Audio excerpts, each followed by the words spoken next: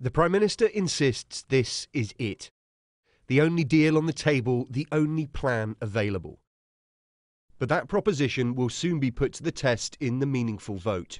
To guarantee that her agreement with Brussels gets the backing of Parliament, Theresa May needs 320 MPs to vote for it. But here's the problem. This column here shows the number of MPs who are currently saying they can back the deal. This bottom column shows the number of MPs from all different parties who say that they cannot. Now, over the course of the next week, there will be all sorts of efforts to try and shift some of these numbers. But if things don't change, Theresa May is facing near certain defeat.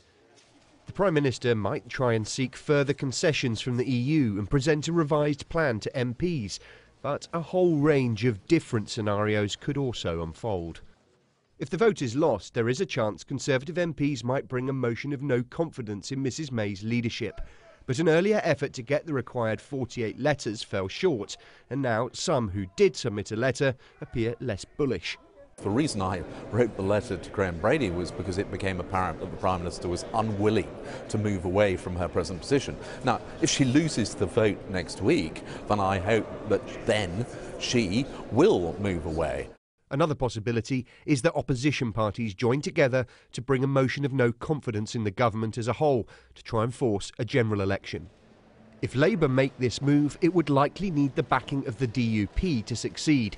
But it seems other opposition parties will get behind it, so long as other options are left open. If there is a vote of confidence in the government after that, we will vote against the government. The SNP has no confidence in this incompetent, shambolic government.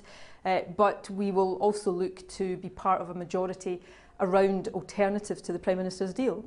One of those alternatives could be a second referendum. A cross-party group of MPs have now delivered a petition to Downing Street, signed by over 1 million people demanding a final say on Brexit. The government now accepts that a referendum, people's vote, is now very likely, that remaining in the European Union is now one of the very firm options on the table. The government's accepted that, and I think there's a lot of movement in the country in that direction.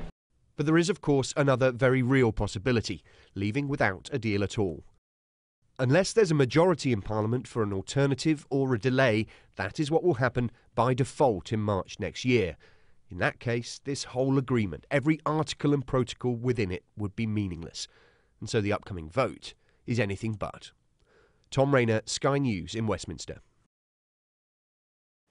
And if you want to know how your local MP feels about Theresa May's Brexit deal, take a look at this interactive graphic. It's on the Sky News app and website. It sets out the full Brexit picture at Westminster and how the vote may pan out.